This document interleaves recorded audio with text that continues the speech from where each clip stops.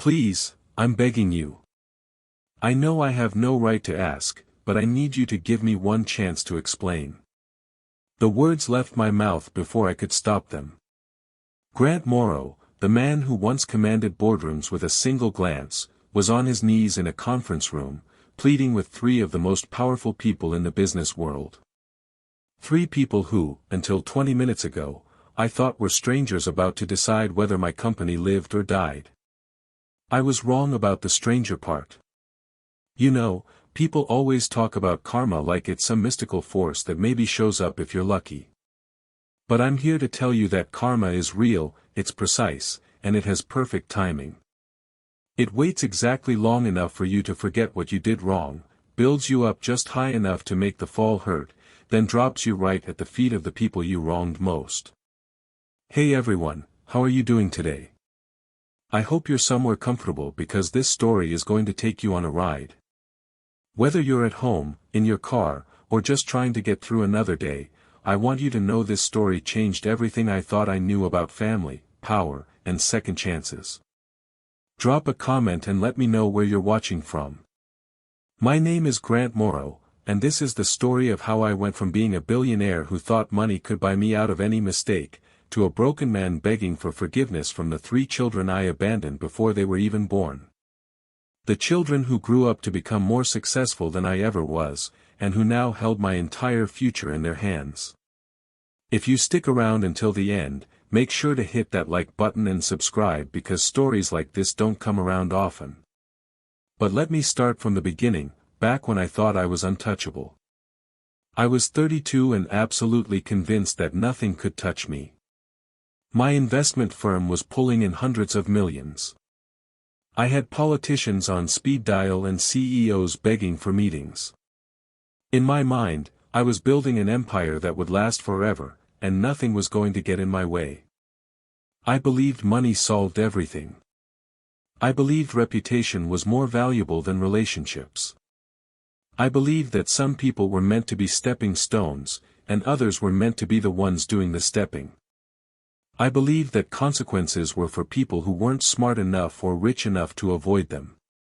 Most of all, I believed that family was a luxury I couldn't afford, not when I was this close to having everything I wanted. I was wrong about all of it. The first crack in my perfect world appeared on a Tuesday morning in October. My assistant knocked on my office door with an expression I'd never seen before. Usually, Patricia handled everything with military precision, but that day she looked almost scared. "Mr. Morrow, there's a situation with the Henderson merger." The Henderson deal was supposed to be my masterpiece. A $40 billion acquisition that would triple our market share and cement my position as the most powerful man in finance. I'd been working on it for 2 years. What kind of situation? They're pulling out. All of them. Henderson, Morrison Industries, and the Singapore Group. Their lawyers sent termination notices an hour ago. I stared at her, waiting for the punchline. That's impossible. We have contracts. They're citing the morality clause. Something about your character being incompatible with their company values. Character incompatible with company values. I'd heard those words before, but never directed at me. I was the one who usually decided other people's character wasn't good enough. Who's behind this? Patricia handed me a folder. The lawyers mentioned 3 firms were advising against the merger. Quantum Dynamics, Morrison Architecture, and the Haven Foundation. Apparently, all 3 have significant influence with your potential partners. I opened the folder and felt my blood turn cold. The first page had 3 photos clipped to it. 3 faces I didn't recognize but somehow looked familiar. A young man in his early 20s with sharp eyes and an expensive suit. A woman about the same age with dark hair and an architect's confident smile. Another young man with kind eyes and the sort of expression that suggested he spent his time helping people. The names underneath the photos made my hands shake. Alexander Chen, CEO of Quantum Dynamics, the fastest-growing tech company in the world. Sofia Reyes, founder of Reyes Architecture, the firm designing half the skyscrapers going up in major cities. Marcus Thompson, director of the Haven Foundation, the humanitarian organization that had convinced dozens of major corporations to pledge billions to social causes. But it wasn't their accomplishments that made me drop the folder. It was the dates. All three were 22 years old.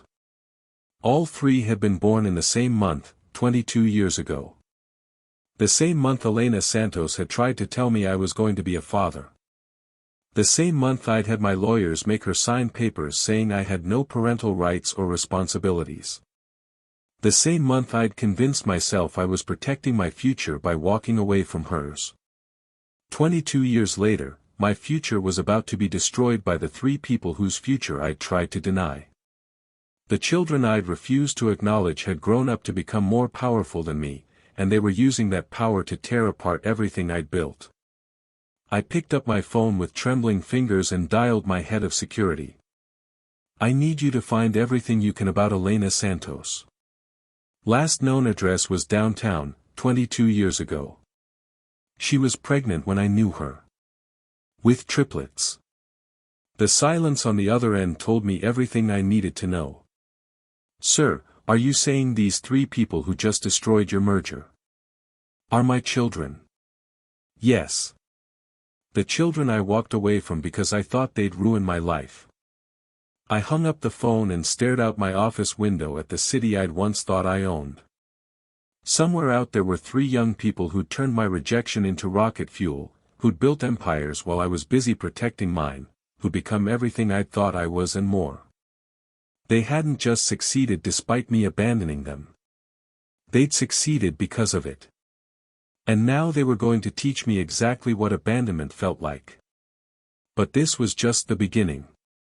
What I discovered about Elena, about how she'd raised our children, about what they'd accomplished while I was busy forgetting they existed, would shatter every assumption I'd made about strength, family, and what it really meant to build something that lasted. Because my empire was about to fall, and the only people who could save it were the same people I'd given every reason to watch it burn. The security report arrived the next morning, and reading it felt like looking into a mirror that showed me exactly who I'd been 22 years ago. Except this mirror reflected back all the parts I'd spent 2 decades trying to forget. Elena Santos. Graduate student in business administration at Columbia. Part-time job at a consulting firm where she was building financial models that impressed partners twice her age. No family money, no connections, just pure intelligence and a work ethic that put everyone around her to shame. Including me. I met her at a networking event in Manhattan. I remember walking into that hotel ballroom thinking I was doing the organizers a favor by showing up. At 32, I already had more money than most people made in a lifetime, and I was there to be seen, not to actually network with anyone. Then I saw her standing by the bar, completely focused on a conversation with some hedge fund manager who was obviously trying to impress her. What caught my attention wasn't that she was beautiful, though she was. It was that she was listening to this guy's pitch with the kind of analytical focus I usually only saw in boardrooms. When he walked away, I made my move. That was either the most boring conversation in the room, or the most interesting one. She turned to look at me, and I swear I felt something shift in my chest. Not just attraction, though that hit me like a freight train. It was recognition. Like looking at someone who operated on the same frequency I did. Depends on your definition of interesting. He just offered me a job that would double my salary but cut my learning opportunities in half. Smart money says you told him no. Smart money would be right. I'm not here to get rich quick. I'm here to get good at something that matters. That's when I knew I was in trouble. Most people I met wanted something from me immediately. Money, connections, opportunities. Elena Santos wanted to earn everything herself, and she had the brains to do it. We started talking, and 3 hours later we were still at that bar. She told me about growing up in Queens with parents who worked 2 jobs each just to keep their apartment. About getting a full scholarship to Columbia and spending every free moment studying because she knew education was her only way up. I told her about building my company from nothing, about the deals that had made my reputation, about plans that I'd never shared with anyone else. For the first time in years, I was talking to someone who understood ambition the way I did. "You know what I think about most successful people," she said as we were getting ready to leave. "What's that?" "They forget that being smart isn't enough. You need people to believe in what you're building, not just fear it." Looking back, that should have been a warning sign. Elena believed in building things that lasted, things that made people's lives better. I believed in building things that made me more powerful. But that night, I didn't see the difference. We started seeing each other regularly. Elena would come to my penthouse after her classes, and we'd spend hours talking about business strategies, market trends, the kind of deep planning conversations that most people would find boring as hell. She was the first person I'd met who could keep up with my mind, who could challenge my ideas without feeling threatened by them. When I talked about expanding into international markets, she'd ask about currency fluctuations I hadn't considered. When I mentioned potential acquisitions, she'd point out regulatory issues that could kill the deals. My business partners noticed the change in me immediately. "You're different lately," my lawyer David Chen said during a golf game about 3 months after I'd met Elena. "More thoughtful. Less likely to steamroll everyone in the room. Maybe I'm just getting better at strategy. Or maybe someone's teaching you that strategy involves more than just overwhelming the opposition." He wasn't wrong. Elena was changing how I thought about everything. Not just business, but what success actually meant. She talked about building companies that solved real problems, about creating value instead of just extracting it. For 6 months, I let myself believe I could be the kind of man she thought I was. The night everything changed started like any other. Elena came over after her evening class, bringing takeout and a bottle of wine. We were sitting on my couch, going over some projections for a deal I was working on, when she got quiet. "Grant, there's something I need to tell you." The tone in her voice made me look up from the papers. She had that expression people get when they're about to say something that changes everything. "I'm pregnant." The words hit me like a physical blow. Not because I was surprised exactly. We'd been together for 6 months, and while we'd been careful, these things happened. But because in that moment, I realized I'd been living in a fantasy. "How long have you known?" 2 weeks. I wanted to be sure before I said anything. I set down the papers and really looked at her. Elena had always been composed, controlled, strategic about everything she did. But sitting there on my couch, telling me she was carrying my child, she looked vulnerable in a way I'd never seen before. "What do you want to do?" "I want to keep the baby. I know this isn't planned, and I know it complicates everything, but Grant, I love you. And I think we could build something amazing together. Not just business-wise, but as a family." Family. The word felt foreign in my mouth. I'd spent my entire adult life avoiding exactly this kind of complication. Family meant obligations, responsibilities, people who could slow you down or hold you back. But looking at Elena, I felt something I'd never experienced before. Not just love, though I was pretty sure that's what this feeling was. It was possibility. The possibility of building something that mattered more than money or power. "We'll figure it out," I heard myself saying. "Whatever this takes, we'll figure it out together." She smiled then, and I swear it was like watching the sun come up. For about 2 weeks, I actually believed I meant it. The first crack in my resolve came during a board meeting. My company was in the middle of a major expansion, and I was spending 16-hour days trying to coordinate deals across 3 continents. One of my investors made an offhand comment about dedication and sacrifice. The difference between good entrepreneurs and great ones is what they're willing to give up for success. Great ones understand that personal wants have to come second to business necessities. Personal wants. Like having a family. Like building a life with someone who understood you. The second crack came when Elena had her first ultrasound. She called me from the doctor's office, and I could hear the excitement in her voice even over the phone static. "Grant, you're not going to believe this. It's triplets. 3 babies. The doctor says everything looks healthy, but it's going to be complicated. I'm going to need help. 3 babies. 3 college tuitions. 3 people who would need me to be present, engaged, responsible for someone other than myself. 3 people who could derail everything I'd worked for." That night, I called David Chen. "I need legal advice. Hypothetically, if someone got pregnant and wanted me to be involved, what are my options?" Hypothetically. Don't be clever, David. What are my options? Depends on what you want. If you want joint custody, you'd file for parental rights. If you want to provide support without involvement, you'd set up a trust. If you want no involvement at all. What about that option? You'd need her to sign papers releasing you from any parental obligations. But Grant, are you sure about this? Once you sign those papers, there's no going back. No going back. To what? To a life where my business decisions were influenced by school schedules and college funds. To board meetings where I had to leave early for soccer games. I told myself I was being practical. Elena was smart enough and strong enough to handle this on her own. She didn't really need me, she just thought she did.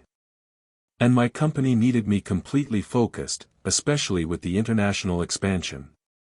I was lying to myself, and somewhere deep down I knew it. But lies are easier than admitting you're choosing money over love. The conversation that ended everything happened on a Thursday evening.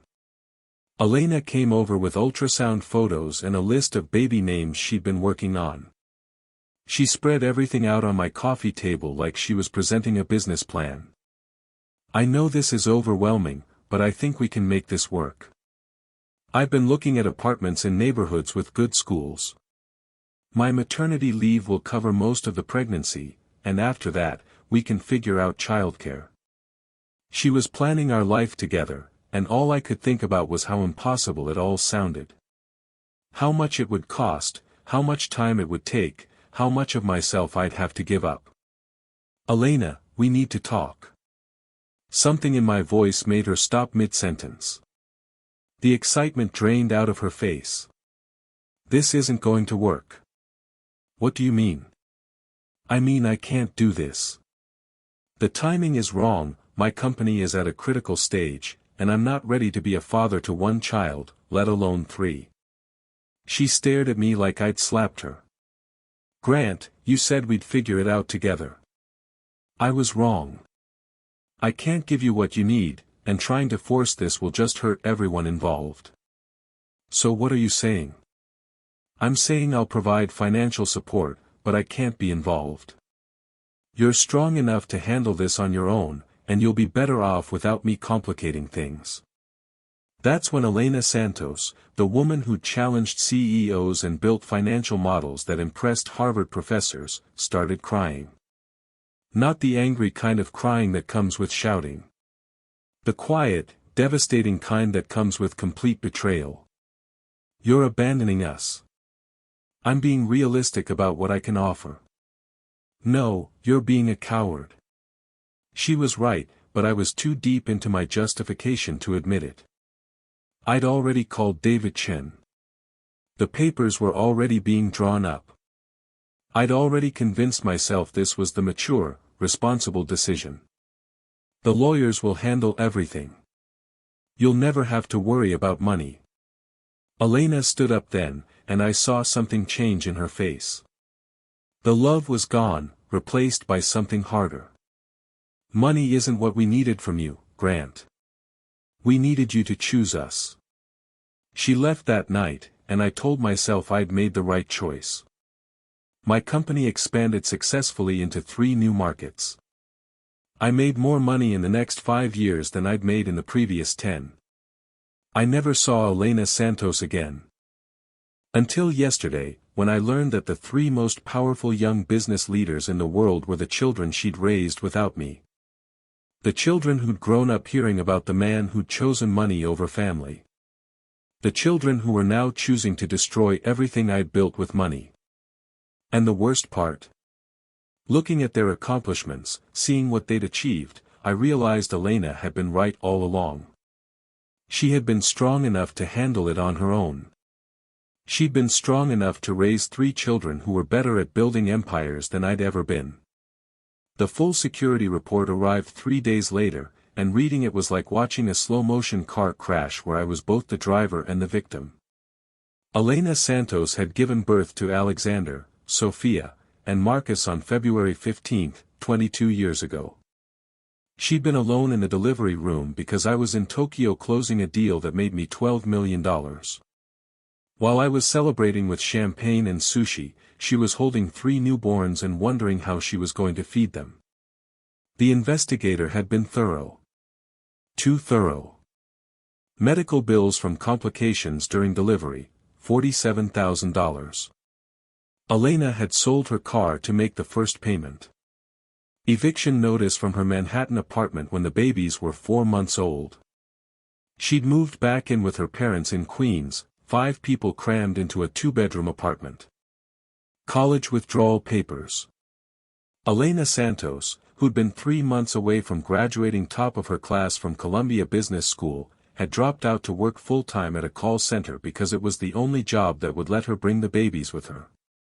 Every page of that report was another knife in my chest, but I kept reading because I needed to understand what I'd done.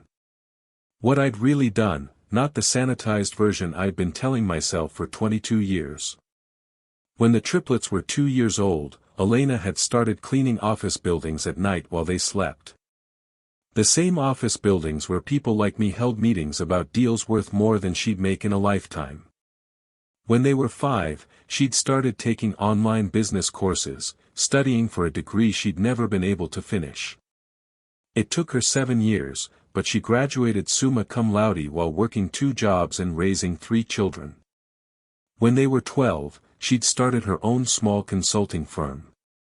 Nothing fancy, just helping local businesses with their books and financial planning. But she'd built it into something stable, something that let her finally give the children the kind of life she'd always wanted them to have.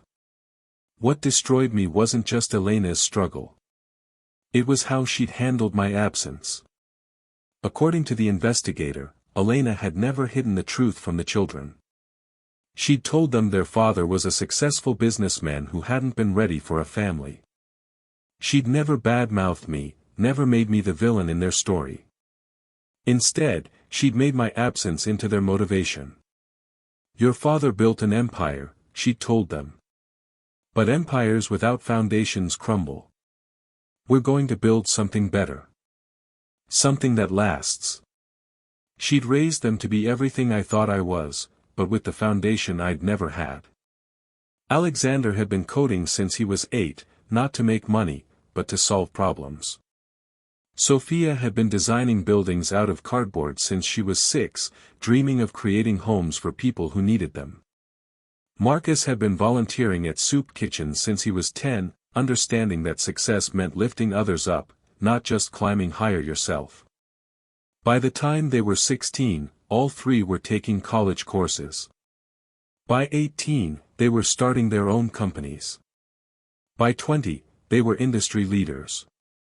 And they'd done it all while growing up hearing stories about the father who'd chosen business over family. The father who was now learning that his children had become better at business than he'd ever been. The investigator had included a transcript of a speech Marcus had given at a humanitarian conference 6 months earlier.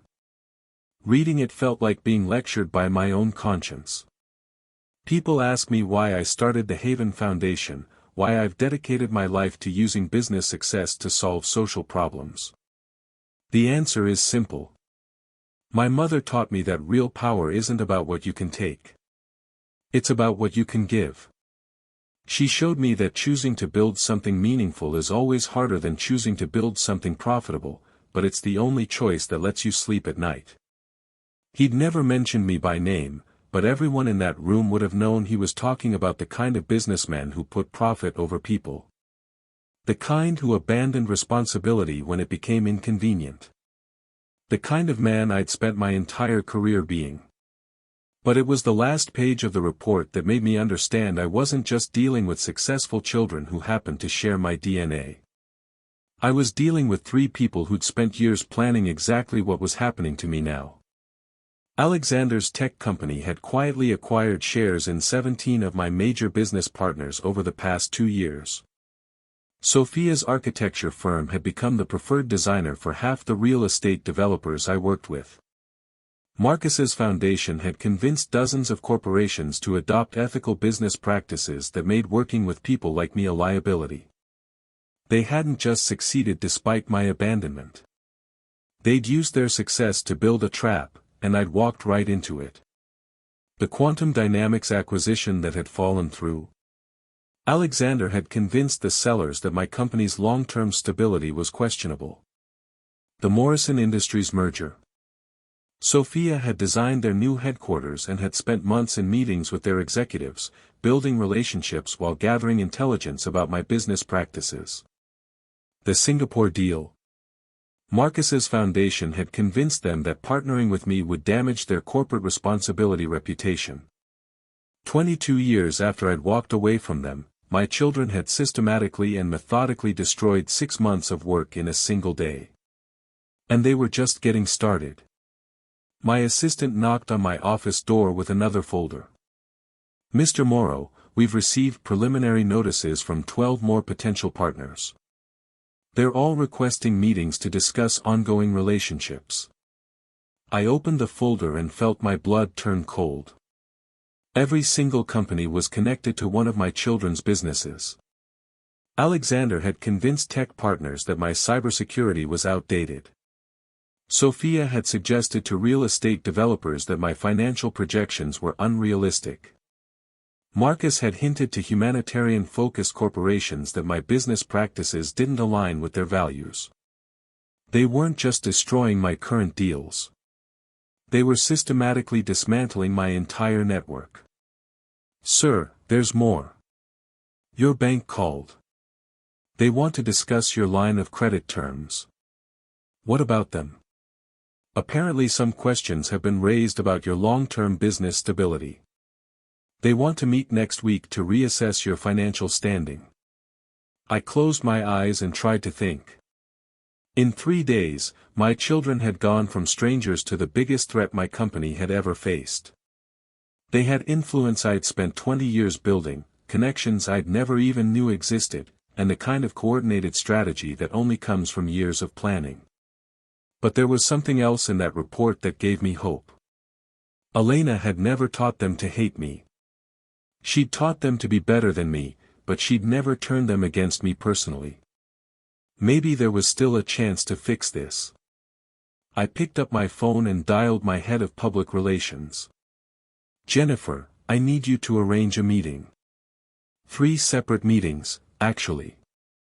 Alexander Chen at Quantum Dynamics, Sophia Reyes at Reyes Architecture, and Marcus Thompson at the Haven Foundation. All 3 of them? Sir, those are some of the most difficult people to get meetings with in the business world. Alexander Chen hasn't taken an unsolicited meeting in 2 years. Sophia Reyes has a 6-month waiting list. Marcus Thompson only meets with people whose companies meet his foundation's ethical standards. Tell them Grant Morrow wants to discuss a potential business partnership. Something mutually beneficial. And if they say no? I thought about Elena, alone in a delivery room 22 years ago while I was halfway around the world.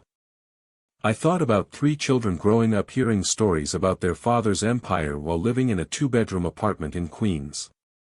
Tell them I have information about their family they might find interesting. It was a desperate move, and I knew it.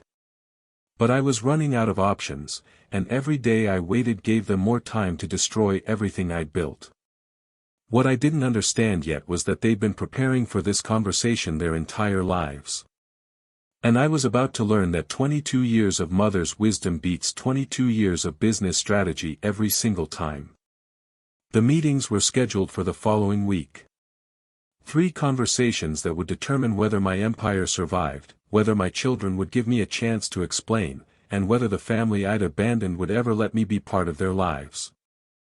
I had 6 days to figure out what to say to 3 people who had every reason to destroy me and no reason to forgive me.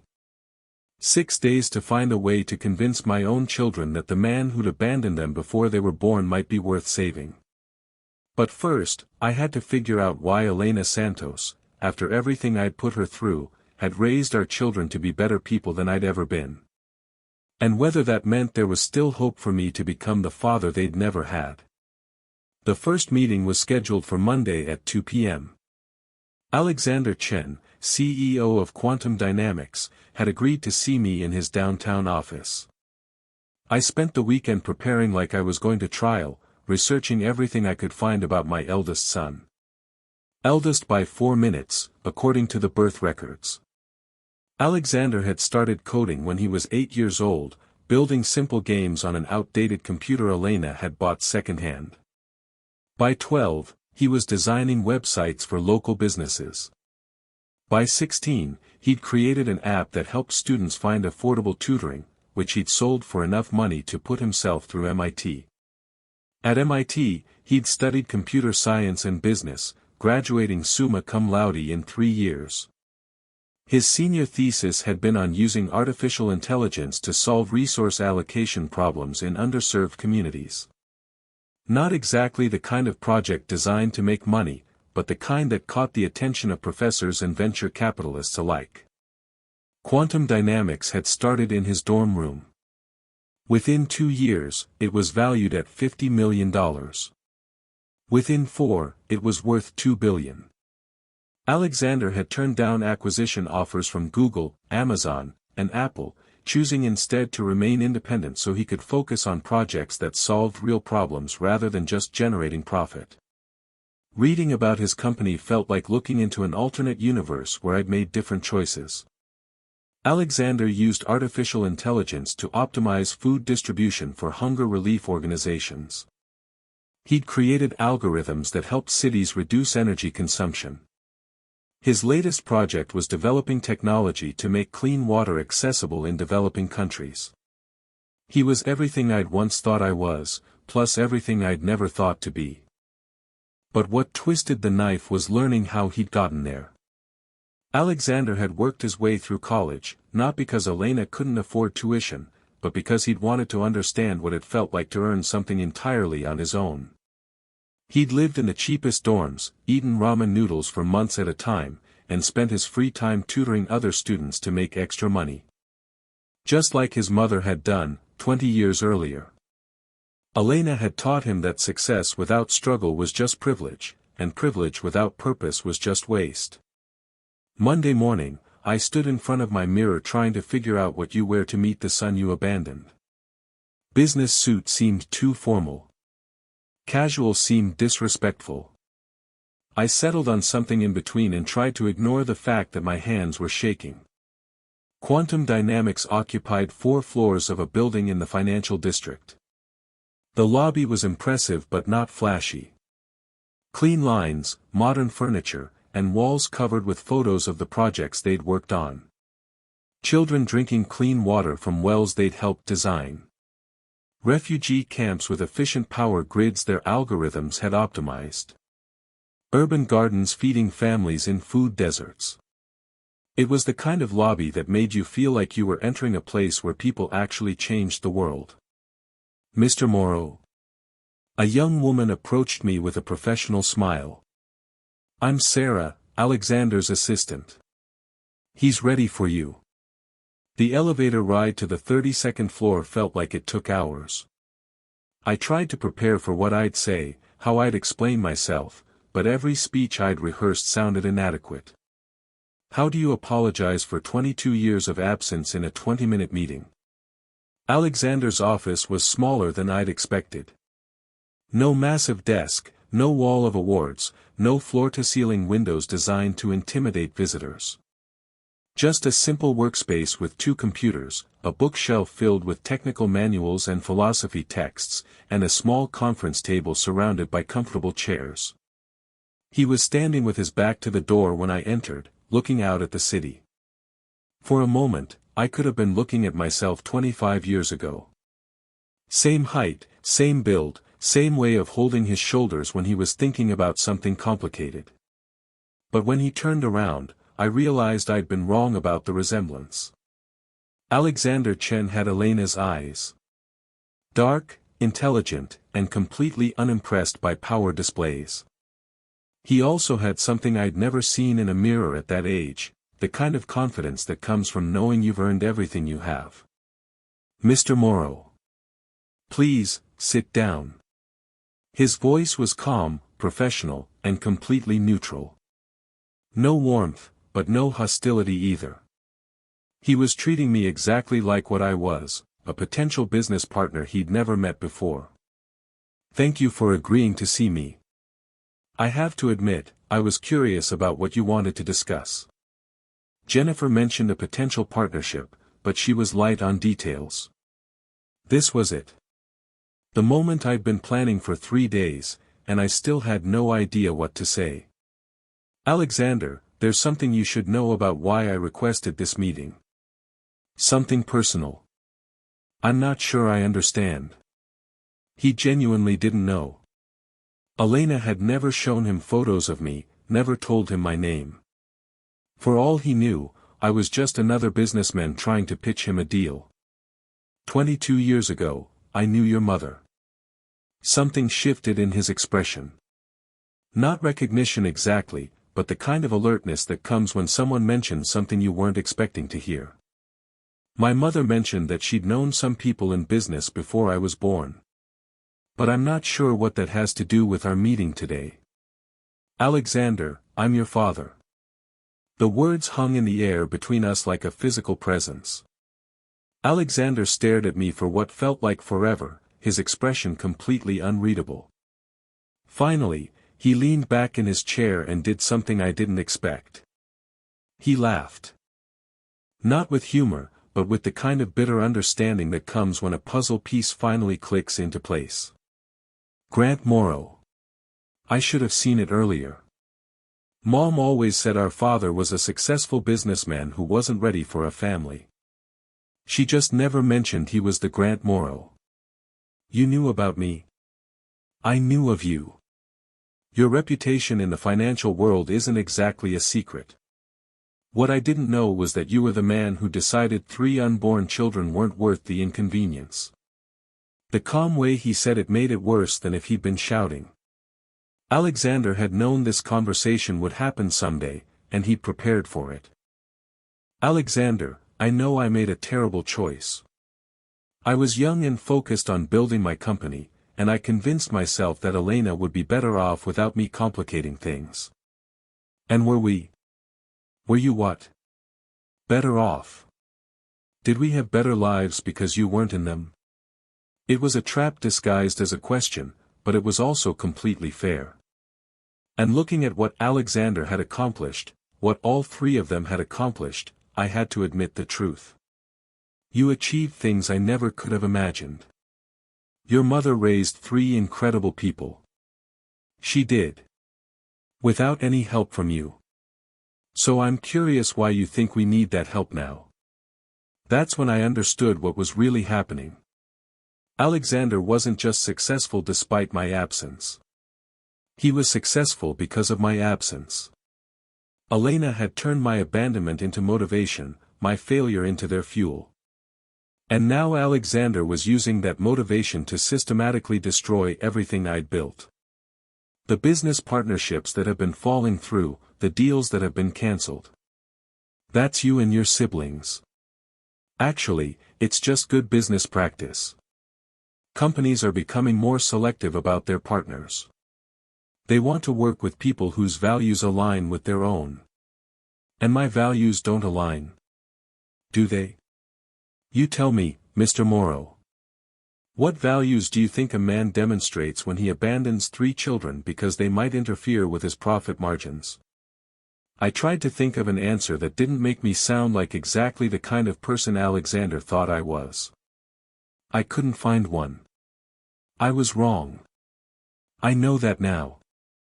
And I want to make things right. Make things right how? Are you planning to travel back in time and help Mom through 3 simultaneous cases of colic? Are you going to retroactively attend our school plays and graduation ceremonies? Are you going to magically erase 22 years of growing up knowing our father chose money over family?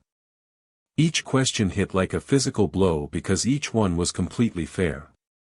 There was no making this right.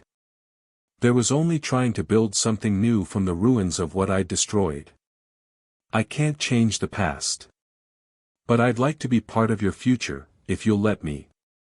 Alexander stood up then, and I knew the meeting was over. Mr. Morrow, I appreciate you being honest about who you are. But I think you're misunderstanding something fundamental about our family. What's that? We already have a father. His name is Elena Santos, and she's done that job perfectly for 22 years. We don't need a replacement. He walked to his office door and held it open. But since you're interested in business partnerships, I have a proposal for you. Stop trying to convince people you're someone worth doing business with, and we'll stop convincing them you're not. I stood up on unsteady legs. And if I don't? Then you'll discover exactly how much influence 3 motivated young people can have when they decide someone needs to learn a lesson about consequences. I walked toward the door, knowing I'd just lost the first battle in a war I'd started 22 years ago. Alexander, one more question. What? Does your mother ever talk about me? For the first time since I'd revealed who I was, Alexander's expression softened slightly. Mom taught us that anger is a waste of energy. She said the best revenge against people who underestimate you is to prove them wrong by building something better than they ever could. And have you built something better? Alexander looked around his office, at the photos of projects that had changed thousands of lives, at the awards from humanitarian organizations, at the evidence of a company that measured success in problems solved rather than profits generated. Judge for yourself, Mr. Morrow. But I think Mom would be proud of what we've built. I left that building knowing 2 things with absolute certainty. First, Elena Santos had raised 3 children who were everything I'd pretended to be and more. Second, I had 2 more meetings this week, and they were going to be worse than the first. Sophia was scheduled for Wednesday. Marcus for Friday. And somewhere in Queens, Elena Santos was probably getting phone calls from her children, telling her that the man who'd abandoned them 22 years ago was finally ready to face the consequences of that choice. I had 4 days to figure out how to convince my daughter that I deserved a chance to explain myself. 4 days to prepare for a conversation with a woman who'd inherited her mother's strength and my stubborn refusal to accept defeat. 4 days to accept that my empire wasn't just crumbling because my children were destroying it. It was crumbling because it had never been built on anything solid in the first place. Wednesday morning arrived with a phone call that changed everything I thought I knew about the last 22 years. Mr. Morrow, this is Patricia Williams from Crenshaw, Mitchell & Associates. We handled your legal affairs in 2003. I barely remembered the name, but 2003 was the year I'd had the papers drawn up for Elena. The year I'd convinced myself I was being responsible by providing financial support while staying out of the picture. What can I do for you, Ms. Williams? We're updating our files and noticed some irregularities in the Santos case. The monthly payments that were supposed to be made to Elena Santos were never actually processed. I felt the floor drop out from under me. What do you mean never processed?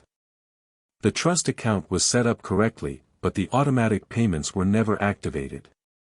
It appears there was a clerical error, and since Ms. Santos never contacted us about missing payments, no one caught the mistake. Are you telling me that Elena Santos never received any money from me? That's correct, sir. The account has been sitting untouched for 22 years, accumulating interest. The current balance is approximately $2.8 million. I hung up the phone and stared at my office wall, trying to process what I'd just learned. For 22 years, I'd been telling myself that at least I'd provided financial support. That Elena and the children had been okay because I'd done the responsible thing and set up payments. Elena had raised 3 children completely alone, with no help from me at all. The woman who'd worked 2 jobs while studying for her degree, who'd cleaned office buildings at night while her children slept, who'd built a consulting business from nothing while raising triplets, had done it all without a single dollar from the man who'd fathered those children. I was still processing this when my assistant knocked on the door. "Mr. Morrow, your 2 p.m. meeting with Sofia Reyes is here." I'd been dreading this meeting for 2 days, and now I had to face my daughter while knowing that every assumption I'd made about how Elena had managed was completely wrong. Sofia Reyes was waiting in the lobby when I came downstairs. I'd seen her photo in the security report, but seeing her in person was like looking at a female version of myself combined with Elena's intelligence and grace. She was wearing a simple but perfectly tailored suit, and she carried herself with the kind of confidence that comes from building something meaningful from scratch. "Mr. Morrow. I'm Sofia Reyes. Thank you for agreeing to meet at your office. I wanted to see where my father built his empire." The way she said, "my father," was completely neutral, like she was discussing a historical figure rather than the man standing in front of her. We took the elevator to my office in silence. Sophia spent the ride looking around with the analytical eye of someone who designed buildings for a living. I could practically see her evaluating the space, the materials, the choices that had gone into creating the environment. "Impressive building," she said as we entered my office. "Very focused on projecting power and success. All the classic intimidation techniques. Corner office, expensive furniture, city views. It tells clients they're dealing with someone important. I take it you don't approve?" "I didn't say that. I said it was designed to intimidate. Whether that's good or bad depends on what you're trying to accomplish." Sophia sat down across from my desk and pulled out a tablet. For a moment, I thought she was going to take notes about our conversation. Instead, she pulled up what looked like architectural plans. "Before we discuss why you wanted to meet, I thought you might be interested in seeing something I've been working on." She turned the tablet toward me. The screen showed detailed blueprints for a residential complex. Not luxury condos or high-end apartments, but affordable housing designed with the kind of thoughtful detail that usually only went into expensive projects. "This is the Elena Santos Community Center and Housing Complex. 120 units of affordable housing, plus community space for job training, childcare, and educational programs. We're breaking ground next month in Queens." My throat went dry. Elena Santos Community Center. Named after the woman who taught us that home isn't about how much you spend on it. It's about whether it gives people a foundation to build something better. Sophia swiped to the next screen, showing interior layouts. Every unit was designed to maximize space and natural light. The community areas were positioned to encourage interaction and support. It was the kind of thoughtful, human-centered design that turned buildings into homes. The funding came from an interesting source, Sophia continued, her voice still completely neutral. 3 young entrepreneurs who grew up in Queens decided to pool their resources to create the kind of community they wished they'd had as children. How much did it cost? About $2.8 million. Interesting number, don't you think? That's when I understood. Somehow, the children had found out about the trust account. They'd discovered that the money I'd set aside for Elena had never reached her, and they'd decided to use it themselves. How did you know about the account? We didn't, until yesterday. After Alexander's meeting with you, we decided to do some research into our family history. Amazing what you can discover when you know the right questions to ask. Sophia swiped to another screen showing a photo of a construction site. Workers were laying the foundation for what would become the housing complex. But what caught my attention was the woman standing in the background, talking to one of the contractors. Elena Santos, 22 years older than when I'd last seen her, but still unmistakably the woman I'd fallen in love with and then abandoned. She doesn't know about the community center yet, Sophia said, watching my face. We wanted it to be a surprise. Mom has spent her entire adult life helping other people build better lives. We thought it was time someone helped her build something for herself. How is she? The question slipped out before I could stop it. Sophia's expression didn't change, but something shifted in her eyes. How do you think she is, Mr. Morrow? How do you think a woman who raised 3 children alone while building a career and never receiving a penny of support from their father is doing? I thought she was getting the payments. I just found out this morning that there was an error, that the money never reached her. Convenient error. It wasn't intentional. Wasn't it? Because it seems like the kind of mistake that would be easy to avoid if you'd actually cared enough to follow up. If you'd ever called to check on your children. If you'd ever wondered whether the woman carrying your triplets was okay. Each word hit like a physical blow because each one was completely accurate. I'd set up the account to make myself feel better, then never thought about it again. I'd convinced myself I was being responsible while doing the absolute minimum required to ease my conscience. Sophia, I know I failed as a father. I know I made terrible choices. But I want to make things right. Make things right? Sophia's professional composure cracked slightly, and for a moment I saw the anger she'd been keeping controlled. Do you have any idea what you're actually asking for? She pulled up another screen on her tablet. This one showed a medical chart. This is Mom's health record from 15 years ago. Chronic stress, high blood pressure, and early signs of cardiac issues. All from working 60-hour weeks while raising 3 children and putting herself through school. The next screen showed financial records.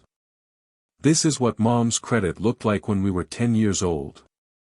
Maxed out cards, late payments, and a second mortgage on a house that was already too small for 4 people. Another screen. This time it was a photo of Elena at a food bank, loading groceries into her car. This is from 12 years ago. Mom volunteering at the same food bank where she'd sometimes had to take us when money was really tight. Each image was another piece of evidence showing what my abandonment had really cost.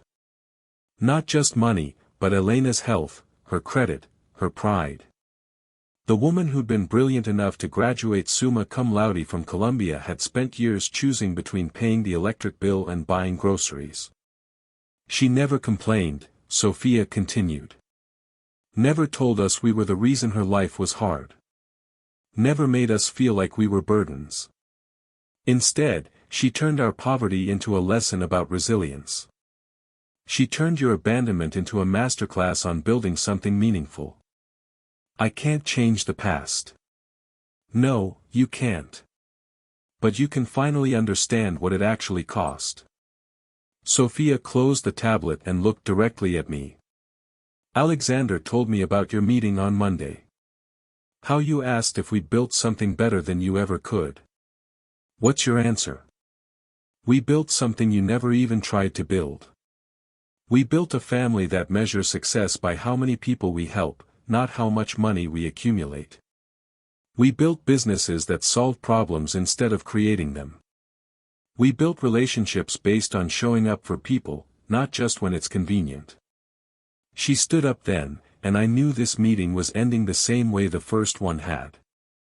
But most importantly, we built all of this to honor the woman who taught us that abandonment isn't the end of the story. It's just the beginning of a different chapter.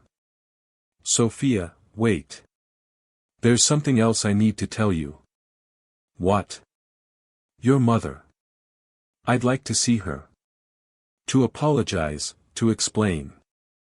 Sophia's expression went completely cold. You want to see Mom? Yes. After 22 years of silence, you want to walk back into her life and what, ease your conscience? Make yourself feel better about the choices you made? I want to take responsibility for what I did. Taking responsibility would have been showing up 22 years ago. What you want now is forgiveness you haven't earned from a woman who owes you nothing. She walked toward the door, then stopped and turned back. But since you're so interested in taking responsibility, let me tell you something that might help you understand what you're really asking for. What? Mom never married. Never even seriously dated anyone. You know why? I felt sick to my stomach, but I needed to hear this. Because she spent 22 years raising 3 children who reminded her every day of the man who'd broken her heart. Because she couldn't trust that anyone who claimed to love her wouldn't eventually decide she was too much work and walk away. The words hit me like a freight train. Elena hadn't just raised our children alone. She'd been alone, completely alone, for 22 years because I'd destroyed her ability to trust that anyone would stay. Mom gave up everything for us. Her education, her career prospects, her chance at love. She gave up her entire future to make sure we had one. And she did it with grace, with strength, and with love. Sophia opened the door and paused. So when you ask if you can see her, what you're really asking is whether the woman who sacrificed everything because of your choices owes you the chance to make yourself feel better about those choices. And your answer? My answer is that you're going to have to earn that privilege. And the only way to earn it is to prove you finally learned the lesson Mom spent 22 years trying to teach us. What lesson? That love isn't about what you say. It's about what you do when nobody's watching and there's nothing in it for you. Sophia left my office, and I sat alone trying to process what I'd learned. Elena had never received the money. She'd raised our children in poverty while I was building my empire. She'd sacrificed her health, her credit, her chance at love, all because I'd decided 3 unborn children weren't worth the inconvenience. And now those 3 children were systematically destroying everything I'd built, not out of greed or ambition, but out of love for the woman who'd given up everything to give them everything. I had one more meeting scheduled. Friday with Marcus, the humanitarian. The child who dedicated his life to helping people who'd been abandoned by the system. The child who'd grown up to become everything I'd never been generous enough to be. I had 2 days to figure out how to face the son who'd built his entire career around helping people like his mother. People who'd been left behind by people like me. 2 days to prepare for a conversation with someone who understood exactly what abandonment cost and had dedicated his life to making sure other people didn't have to pay that price. But first, I had to figure out whether there was any way to prove to my children that the man who'd abandoned them 22 years ago had finally learned the difference between building an empire and building a family. And whether Elena Santos, after everything I'd put her through, would ever be willing to let me try to earn the forgiveness I didn't deserve. Thursday morning, I woke up to 17 missed calls and 43 text messages. Every major business publication had the same headline: Morrow Industries under investigation for financial irregularities. I called my head legal counsel with trembling hands. David, what the hell is going on? Grant, we need to meet immediately. Someone leaked information about the Santos Trust account to the SEC. They're investigating whether you've been using unallocated funds for business purposes. But I didn't know the payments weren't being made. That's not how it looks to investigators. From their perspective, you set up a $2.8 million trust fund for a woman and 3 children, then left the money sitting in an account earning interest while they struggled in poverty. It looks like deliberate financial manipulation. I hung up and turned on the business news. My face was on every financial channel, with headlines calling me everything from deadbeat dad to financial predator. But the worst part wasn't the news coverage. It was the interviews. CNN had somehow gotten Elena's former neighbors to talk about what they'd witnessed 22 years ago. A woman named Rosa Martinez was describing how she'd helped Elena carry 3 crying babies up 2 flights of stairs every day because Elena couldn't afford an apartment with an elevator. She was so proud, Rosa said to the interviewer. Never asked for help, never complained. But I could see her getting thinner every month. She was giving up meals so those babies could eat. CNBC was running a segment about Alexander, Sophia, and Marcus, calling them the triplets who built an empire from nothing. They interviewed former classmates who described 3 brilliant children who'd worn second-hand clothes and brought peanut butter sandwiches for lunch every day, but who'd tutored other students and started fundraisers for families even poorer than theirs. Alexander used to code websites for local businesses when he was 14, one former teacher said. He'd charge $50 and then spend the money on school supplies for kids whose families couldn't afford them. He never kept a penny for himself. Fox Business was discussing Sophia's architecture career, focusing on how she built low-income housing in 12 cities. Sophia Reyes has revolutionized affordable housing design, the host explained. Her buildings cost 30% less than comparable projects but include features usually only found in luxury developments. She's proven that being poor doesn't mean you have to live in substandard conditions. But it was the PBS interview with Marcus that destroyed me completely. The Haven Foundation was inspired by my childhood, Marcus told the interviewer. I grew up watching my mother work 2 jobs while raising 3 children alone. I saw how the system abandons families, how people in power make decisions that devastate people they'll never meet. I started the foundation to make sure other single mothers don't have to choose between paying rent and buying groceries. What would you say to someone who argues that personal responsibility matters more than systemic support? Marcus's answer felt like a knife to my chest. Personal responsibility absolutely matters. But there's a difference between holding people accountable for their choices and punishing children for their parents' mistakes. My mother took responsibility for 3 children she didn't plan to raise alone. The question is whether the person who created that situation ever took responsibility for his choices. The interviewer pressed further. Are you referring to your biological father? I'm referring to anyone who thinks financial success gives them the right to abandon the consequences of their decisions. Power without responsibility isn't success. It's just privileged selfishness. I turned off the television and tried to think about damage control, but my phone kept ringing with more bad news. My biggest client, Henderson Industries, was terminating their contract. Morrison Development was demanding an immediate audit of all shared projects. The Singapore Investment Group was not only pulling out of our deal but threatening legal action for misrepresentation of character. But the worst call came from my bank.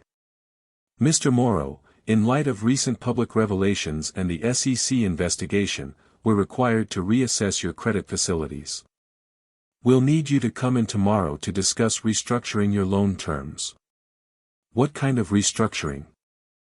We'll need to discuss that in person, but I should mention that several of your business partners have contacted us with concerns about ongoing projects. I knew what that meant. My children hadn't just destroyed my reputation. They'd systematically contacted every person and institution I'd done business with, providing them with just enough information to make continuing our relationships a liability. 22 years of networking, relationship building, and reputation management were disappearing in 72 hours.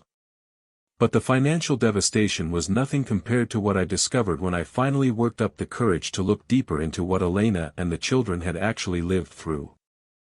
I hired a different investigator, someone who specialized in social services records. What he found made everything I'd learned so far look gentle by comparison. When the triplets were 6 months old, Elena had been hospitalized for malnutrition and exhaustion. She'd been working 16-hour days at 2 different jobs while breastfeeding 3 babies, and her body had simply given out. When they were 18 months old, social services had opened an investigation after teachers noticed that Elena was bringing the children to work with her at the call center. Not because she was neglecting them, but because she couldn't afford childcare and refused to leave them alone. When they were 4 years old, the family had been evicted from their apartment. Elena had moved the children into her car for 6 weeks while saving money for a new security deposit. 6 weeks. My children had lived in a car for 6 weeks while I was closing deals and taking vacations. The investigator found medical records showing that all 3 children had suffered from chronic respiratory infections as toddlers, the kind that comes from living in overcrowded, poorly ventilated spaces. Elena had taken them to free clinics when she could afford the bus fare, and treated them with over-the-counter medications when she couldn't. But what broke me completely was finding Elena's journal entries from when the children were in elementary school. The investigator had somehow obtained copies through a legal contact who'd worked on a housing assistance case. Alexander asked me today why other kids' fathers pick them up from school sometimes. I told him that some families look different, and that our family is just the 4 of us. But I could see he was wondering if there was something wrong with him that made his father not want to be here. I don't know how to explain that his father's absence has nothing to do with who Alexander is and everything to do with who his father chose to be. Sophia drew a picture of our family today. 4 stick figures holding hands in front of a house. She asked me why our house was smaller than the ones in her friends' pictures. I told her that love doesn't take up space, so the size of the house doesn't matter. But tonight, after she fell asleep, I cried thinking about all the things I can't give her. Marcus came home from school today asking why some kids get allowances and he doesn't. I explained that we spend our money differently, but I could see him wondering if we were poor. The truth is, we are poor. But I refuse to let my children grow up thinking that being poor means being less valuable.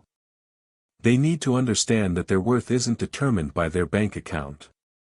Every entry was another piece of evidence showing how Elena had turned my abandonment into strength, my failure into their foundation. She'd spent years answering questions about why Daddy wasn't there, why they lived in a smaller apartment, why they couldn't afford the things other kids had. And she'd done it all while never making me the villain in their story.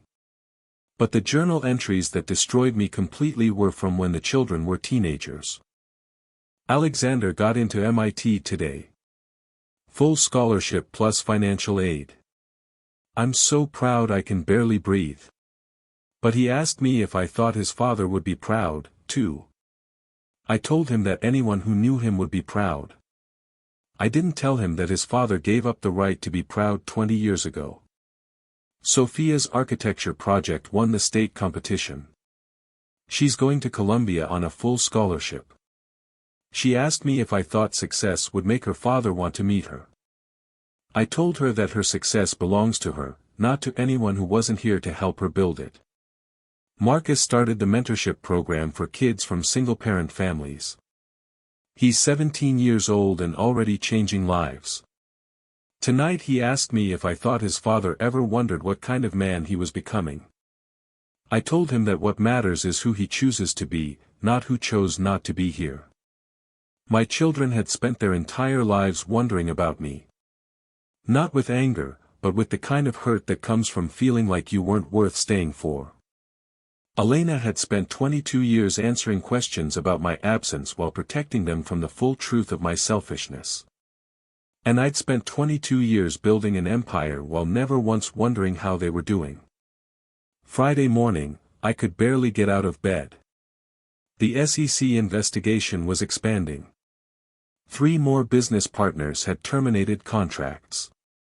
My personal banker had called to schedule an emergency meeting about my mortgage and investment accounts. But I still had one more meeting. Marcus Thompson, the humanitarian. The child who dedicated his life to helping families like his own. I drove to the Haven Foundation building on empty streets that felt like they were closing in around me. Every radio station was discussing the Morrow Industries scandal. Every billboard seemed to be advertising something my children's companies had built. The Haven Foundation occupied a converted warehouse in a neighborhood that was clearly being revitalized. The building was clean and welcoming, with large windows showing families inside participating in job training programs, children in after-school care, and adults in financial literacy classes. This was what my $2.8 million had actually built. Not luxury apartments or high-end retail, but a place where families like Elena's could get the support they needed to build better lives. Marcus was waiting for me in a conference room that doubled as a childcare space. Toys were scattered around the edges of the room, and children's artwork covered the walls. He was sitting at a simple table, reviewing what looked like grant applications. When I walked in, he looked up with the same intelligent eyes all three of my children had inherited. But Marcus also had something else. A kind of gentleness that came from understanding pain and choosing to heal it rather than inflict it. "Mr. Morrow. Please sit down." His voice was calm, but I could hear Elena in it. The same tone she'd used when she was being patient with someone who was making poor choices. "Marcus, before we begin, I want you to know that I've learned a lot about what you and your siblings went through growing up. I know that I failed you in every possible way. Have you learned about it, or have you learned about it? I'm not sure I understand the difference." Marcus leaned back in his chair and gestured around the room. "This foundation serves about 300 families at any given time. Single mothers, mostly, trying to raise children while working multiple jobs. Do you want to know what the most common question I get asked is?" I nodded, though I was afraid to hear the answer. They ask me how to explain to their children why their fathers aren't around. How to answer when a 5-year-old asks if daddy will come to their birthday party. How to handle it when a 10-year-old wonders if they did something wrong that made daddy leave. Marcus picked up a folder from the table. "I keep records of every family we work with. Not just their financial needs, but their emotional ones. Because abandonment isn't just about money. It's about children growing up believing they weren't worth staying for." He opened the folder and pulled out several photographs. "This is Maria Santos. She's 7 years old, and her father left when she was 2. She draws pictures of families with daddy-shaped holes in them. This is James Chen. He's 12, and he's convinced that if he gets good enough grades, his father will want to come back. This is Ashley Thompson. She's 16, and she refuses to date anyone because she's terrified of being abandoned again." Each photo was another knife in my chest. Different children, different ages, but all carrying the same wound my children had carried. "Do you see the pattern, Mr. Morrow? They're all hurt by their father's choices. They're all trying to make sense of abandonment in ways that don't destroy their sense of self-worth. Just like Alexander, Sophia, and I did." Marcus closed the folder and looked directly at me. "So when you say you've learned about what we went through, what I want to know is whether you understand the actual cost of your choices." "What do you mean?" "I mean that Alexander spent his childhood believing he had to be perfect to be worthy of love. That's why he builds technology to solve other people's problems. He's still trying to prove he's worth keeping around." The words hit me like physical blows. Sophia spent her childhood believing she had to create beautiful things to have value. That's why she designs homes for people who need them. She's still trying to prove she deserves to take up space. "And you?" Marcus's expression softened slightly. "I spent my childhood believing I had to take care of everyone else to matter. That's why I run this foundation. I'm still trying to prove I'm worth the trouble." I felt tears starting to form, but Marcus wasn't finished. "All three of us turned our abandonment into motivation, and we've built successful lives. But do you understand what that success cost us?"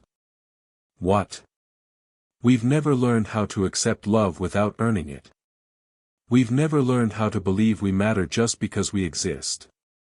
We've never learned how to trust that someone will stay without us being perfect." Marcus stood up and walked to the window overlooking the program area. Children were playing while their mothers attended classes. Families were getting the support Elena had never received. Mom never remarried because watching us was a full-time reminder of the man who'd broken her heart. But we never learned how to be in relationships because we grew up believing love was conditional on performance. I'm so sorry. Sorry doesn't undo 22 years of abandonment, Mr. Morrow. Sorry doesn't teach a 44-year-old woman how to trust that someone will stay. Sorry doesn't teach three 22-year-olds how to believe they're lovable without being useful. Marcus turned back to face me, and I saw something in his expression that was worse than anger. I saw pity. But do you want to know the really tragic part? What? You could have had all of this. You could have watched Alexander code his first program. You could have seen Sophia's first architectural sketch. You could have been there when I decided I wanted to help families like ours. You could have been part of building something meaningful instead of just building something profitable. I know. No, you don't. Because if you knew, really knew, you never would have made the choice you made. Marcus walked back to the table and sat down. Alexander and Sophia told me about their meetings with you. About how you want to make things right, be part of our lives. I do. Then you need to understand something fundamental about what you're asking for. What's that? You're asking a woman who's spent 22 years proving she didn't need you to believe that she wants you now. You're asking three people who built their entire identities around being worth loving to trust that you actually love them. You're asking a family that's perfect just the way it is to make room for someone who already proved they'd rather be somewhere else. The words hung in the air like a death sentence. Marcus was right about everything. I wasn't asking for forgiveness. I was asking them to risk the happiness they'd built without me for the possibility that I might actually stick around this time. What would it take? To prove that I've changed, that I understand what I did wrong.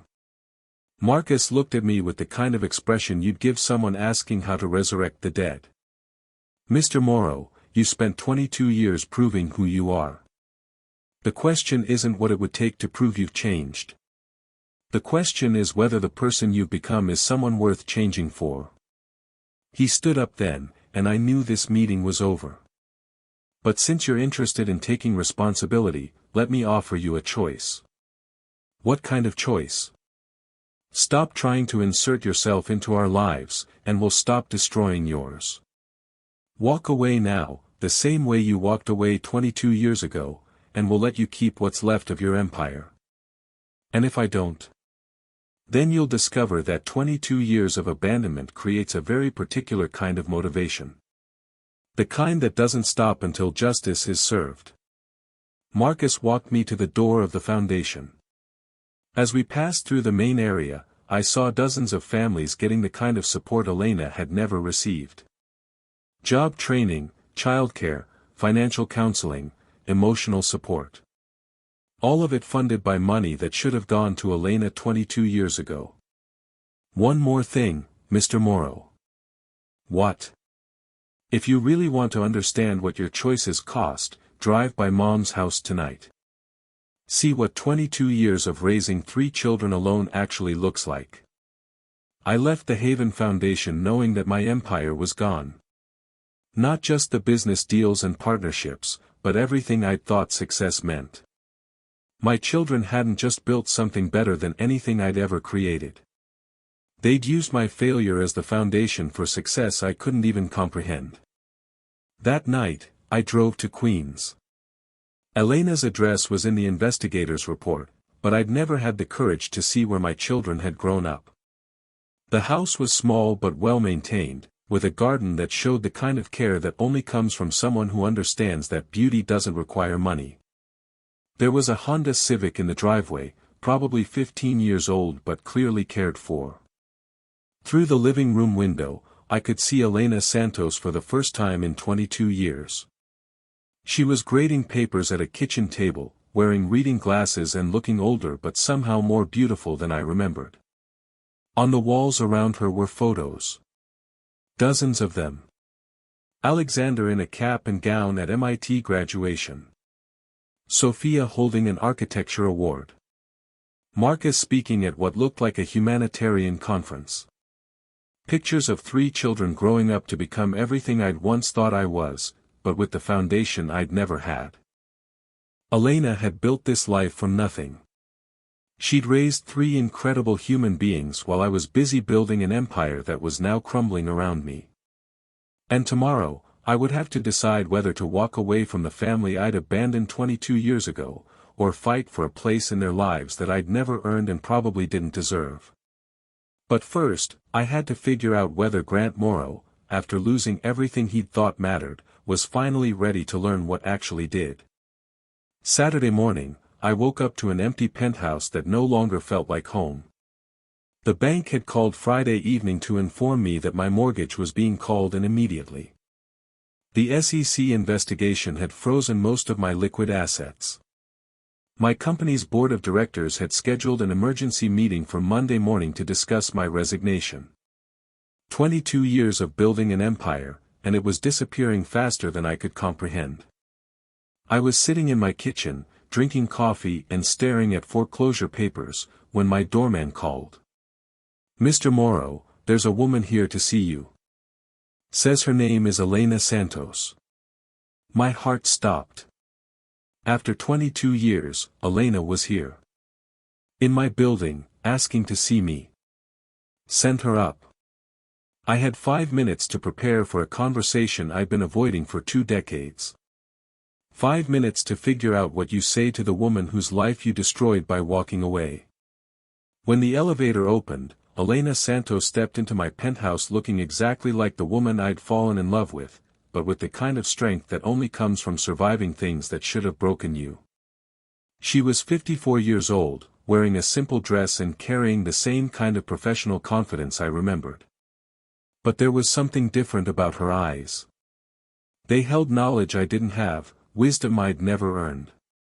"Hello, Grant." Her voice was steady, calm, and completely unreadable. She could have been greeting an old colleague or addressing a stranger. "Elena. Thank you for coming. Can I get you coffee? This isn't a social visit." She walked to my living room windows, looking out at the city view I'd once thought proved my success. From up here, you could see for miles. You could see the neighborhoods where families like Elena's lived, where children like mine had grown up. Nice view. You can see everything from up here except what actually matters. Elena, I need you to know that I've learned about what you went through. What the children went through. I know I failed you in every possible way. She turned to look at me then, and I saw something in her expression that was worse than anger. I saw complete emotional neutrality, like she was looking at someone who'd once been important but no longer registered as anything more than a memory. "Grant, I didn't come here for your apologies." "Why did you come?" "Because my children called me yesterday.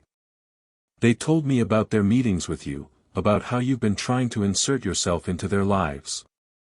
Elena walked to my coffee table where the foreclosure papers were spread out. She glanced at them without comment, like financial ruin was just another fact of life. "They also told me that you've been asking to see me. That you want to make things right." "I do. And I came here to tell you exactly what that would require." She sat down on my couch, in the same spot where she'd told me she was pregnant 22 years ago. But this time, there was no vulnerability, no hope, no belief that we could figure things out together.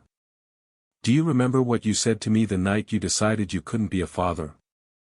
I remembered every word, but hearing her ask made me realize I'd never really understood what those words had cost her. "I said I couldn't give you what you needed. You said I was strong enough to handle it on my own. You said you'd be better off without you complicating things. I was wrong." "No, Grant. You were right." The words hit me like a physical blow. I'd been expecting anger, accusations, demands for explanations. I wasn't prepared for Elena to agree with me. I was strong enough to handle it on my own. I did raise 3 incredible children without you complicating things. And we were better off without you. She stood up and walked to my bookshelf, looking at the business awards and recognition plaques I'd accumulated over the years. For 22 years, I built a life based on the understanding that you'd made a choice. That you'd chosen your career over your family, your comfort over your responsibility. And I turned that choice into strength. Elena picked up one of my awards, a recognition from the Chamber of Commerce for Business Excellence.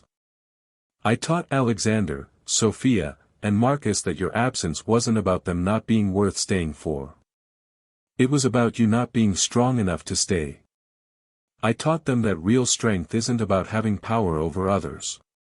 It's about taking responsibility for the people who depend on you. She set the award down and looked directly at me. And now, 22 years later, after they've built incredible lives based on everything you never taught them, you want to show up and be part of their success. I want to take responsibility for my failures. No, Grant. You want to feel better about your failures. There's a difference. Elena walked back to the windows, looking out at a city she'd never been able to afford to live in. Taking responsibility would have been showing up 22 years ago when 3 babies needed their father. Taking responsibility would have been checking to make sure the support payments were actually reaching us.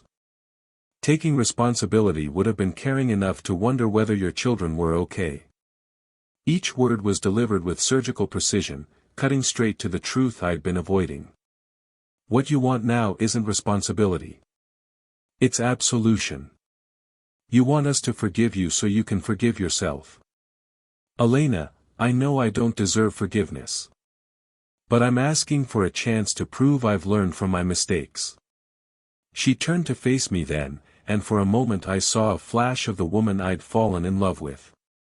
The woman who'd believed in building something meaningful together. Grant, do you want to know what I told the children when they were old enough to understand why their father wasn't there? I nodded, even though I was terrified to hear the answer. I told them that some people aren't strong enough for love that requires sacrifice. That some people will choose their own comfort over other people's needs. And that the best thing you can do with people like that is to learn from their weakness and become stronger yourself. And that's what they did. That's what they did. Alexander, Sophia, and Marcus turned your abandonment into motivation to become the kind of people who don't abandon others. They built their entire identities around being the opposite of what you chose to be. Elena walked toward my apartment door, and I realized this conversation was ending. So when you ask for a chance to be part of their lives, what you're really asking is for them to risk the strength they built from your weakness for the possibility that you might have finally learned what they've known their entire lives. What's that? That love isn't about what you get. It's about what you give. She stopped at the door and turned back one final time. The children will make their own decisions about whether they want you in their lives. But I came here to tell you something that might help you understand what that choice really means. What? If you truly want to be part of their lives, you need to prove you understand what family actually costs. Not what it costs you, but what it costs them to trust someone who already proved they'll leave when things get difficult. How do I prove that? Elena looked around my penthouse one last time, taking in the expensive furniture, the city views, the evidence of a life built on accumulating rather than giving. You stop trying to get something from them, and you start giving them something they actually need.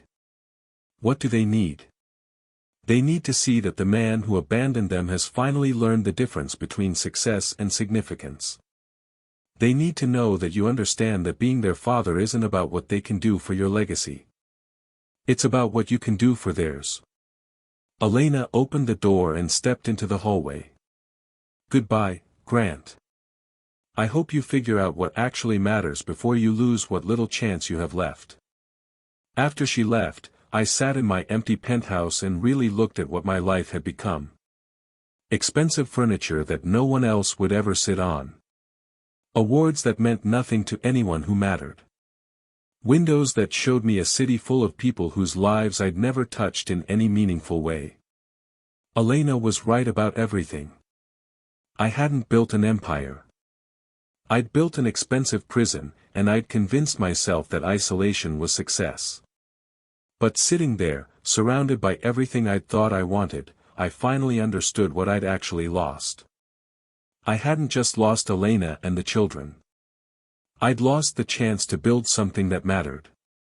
I'd lost the opportunity to be part of something bigger than myself. I'd lost 22 years of watching my children become extraordinary people. Most importantly, I'd lost the chance to become someone worthy of their love. That's when I made the choice that changed everything. I could accept Elena's verdict. I could walk away from my children the same way I'd walked away 22 years ago, protecting what little I had left while they continued building lives that didn't include me.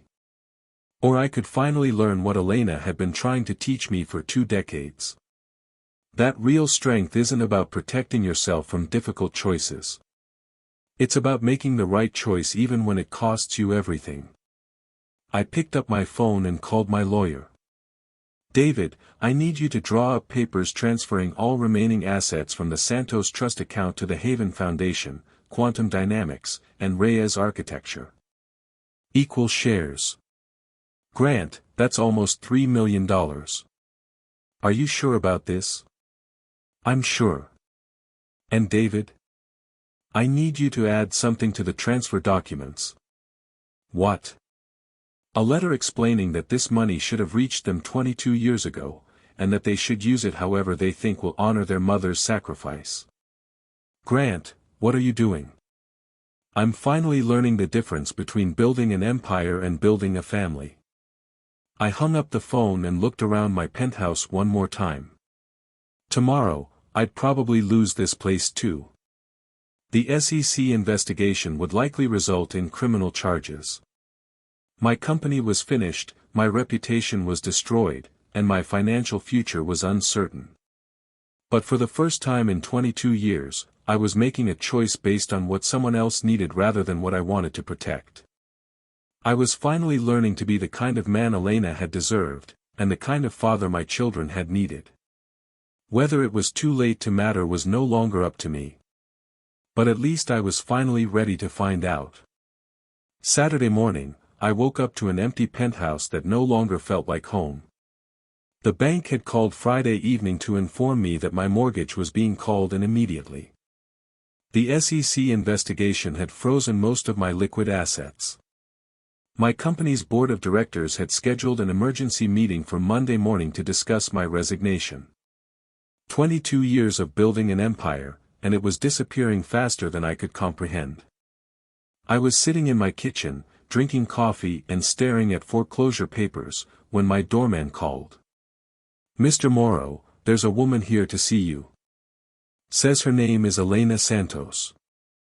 My heart stopped. After 22 years, Elena was here. In my building, asking to see me. Send her up. I had 5 minutes to prepare for a conversation I'd been avoiding for 2 decades. 5 minutes to figure out what you say to the woman whose life you destroyed by walking away. When the elevator opened, Elena Santos stepped into my penthouse looking exactly like the woman I'd fallen in love with, but with the kind of strength that only comes from surviving things that should have broken you. She was 54 years old, wearing a simple dress and carrying the same kind of professional confidence I remembered. But there was something different about her eyes. They held knowledge I didn't have, wisdom I'd never earned. Hello, Grant. Her voice was steady, calm, and completely unreadable. She could have been greeting an old colleague or addressing a stranger. Elena. Thank you for coming. Can I get you coffee? This isn't a social visit. She walked to my living room windows, looking out at the city view I'd once thought proved my success. From up here, you could see for miles. You could see the neighborhoods where families like Elena's lived, where children like mine had grown up. Nice view. You can see everything from up here except what actually matters. Elena, I need you to know that I've learned about what you went through. What the children went through. I know I failed you in every possible way. She turned to look at me then, and I saw something in her expression that was worse than anger. I saw complete emotional neutrality, like she was looking at someone who'd once been important but no longer registered as anything more than a memory. Grant, I didn't come here for your apologies. Why did you come? Because my children called me yesterday. They told me about their meetings with you, about how you've been trying to insert yourself into their lives. Elena walked to my coffee table where the foreclosure papers were spread out. She glanced at them without comment, like financial ruin was just another fact of life. They also told me that you've been asking to see me. That you want to make things right. I do. And I came here to tell you exactly what that would require. She sat down on my couch, in the same spot where she told me she was pregnant 22 years ago. But this time, there was no vulnerability, no hope, no belief that we could figure things out together. Do you remember what you said to me the night you decided you couldn't be a father? I remembered every word, but hearing her ask made me realize I'd never really understood what those words had cost her. I said I couldn't give you what you needed. You said I was strong enough to handle it on my own. You said you'd be better off without you complicating things. I was wrong. No, Grant. You were right. The words hit me like a physical blow. I'd been expecting anger, accusations, demands for explanations. I wasn't prepared for Elena to agree with me. I was strong enough to handle it on my own. I did raise 3 incredible children without you complicating things. And we were better off without you. She stood up and walked to my bookshelf, looking at the business awards and recognition plaques I'd accumulated over the years. For 22 years, I built a life based on the understanding that you'd made a choice. That you'd chosen your career over your family, your comfort over your responsibility. And I turned that choice into strength. Elena picked up one of my awards, a recognition from the Chamber of Commerce for Business Excellence. I taught Alexander, Sophia, and Marcus that your absence wasn't about them not being worth staying for. It was about you not being strong enough to stay. I taught them that real strength isn't about having power over others. It's about taking responsibility for the people who depend on you. She set the award down and looked directly at me. And now, 22 years later, after they've built incredible lives based on everything you never taught them, you want to show up and be part of their success. I want to take responsibility for my failures. No, Grant. You want to feel better about your failures. There's a difference. Elena walked back to the windows, looking out at a city she'd never been able to afford to live in. Taking responsibility would have been showing up 22 years ago when 3 babies needed their father. Taking responsibility would have been checking to make sure the support payments were actually reaching us. Taking responsibility would have been caring enough to wonder whether your children were okay. Each word was delivered with surgical precision, cutting straight to the truth I'd been avoiding. What you want now isn't responsibility. It's absolution. You want us to forgive you so you can forgive yourself. Elena, I know I don't deserve forgiveness. But I'm asking for a chance to prove I've learned from my mistakes. She turned to face me then, and for a moment I saw a flash of the woman I'd fallen in love with. The woman who'd believed in building something meaningful together. Grant, do you want to know what I told the children when they were old enough to understand why their father wasn't there? I nodded, even though I was terrified to hear the answer. I told them that some people aren't strong enough for love that requires sacrifice. That some people will choose their own comfort over other people's needs. And that the best thing you can do with people like that is to learn from their weakness and become stronger yourself. And that's what they did. That's what they did. Alexander, Sophia, and Marcus turned your abandonment into motivation to become the kind of people who don't abandon others. They built their entire identities around being the opposite of what you chose to be. Elena walked toward my apartment door, and I realized this conversation was ending. So when you ask for a chance to be part of their lives, what you're really asking is for them to risk the strength they built from your weakness for the possibility that you might have finally learned what they've known their entire lives. What's that? That love isn't about what you get. It's about what you give. She stopped at the door and turned back one final time. The children will make their own decisions about whether they want you in their lives. But I came here to tell you something that might help you understand what that choice really means. What? If you truly want to be part of their lives, you need to prove you understand what family actually costs. Not what it costs you, but what it costs them to trust someone who already proved they'll leave when things get difficult. How do I prove that? Elena looked around my penthouse one last time, taking in the expensive furniture, the city views, the evidence of a life built on accumulating rather than giving. You stop trying to get something from them, and you start giving them something they actually need. What do they need? They need to see that the man who abandoned them has finally learned the difference between success and significance. They need to know that you understand that being their father isn't about what they can do for your legacy. It's about what you can do for theirs. Elena opened the door and stepped into the hallway. Goodbye, Grant. I hope you figure out what actually matters before you lose what little chance you have left. After she left, I sat in my empty penthouse and really looked at what my life had become. Expensive furniture that no one else would ever sit on.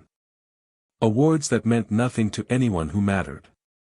Windows that showed me a city full of people whose lives I'd never touched in any meaningful way. Elena was right about everything. I hadn't built an empire. I'd built an expensive prison, and I'd convinced myself that isolation was success. But sitting there, surrounded by everything I'd thought I wanted, I finally understood what I'd actually lost. I hadn't just lost Elena and the children. I'd lost the chance to build something that mattered. I'd lost the opportunity to be part of something bigger than myself. I'd lost 22 years of watching my children become extraordinary people. Most importantly, I'd lost the chance to become someone worthy of their love.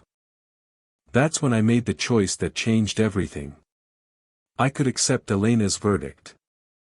I could walk away from my children the same way I'd walked away 22 years ago, protecting what little I had left while they continued building lives that didn't include me.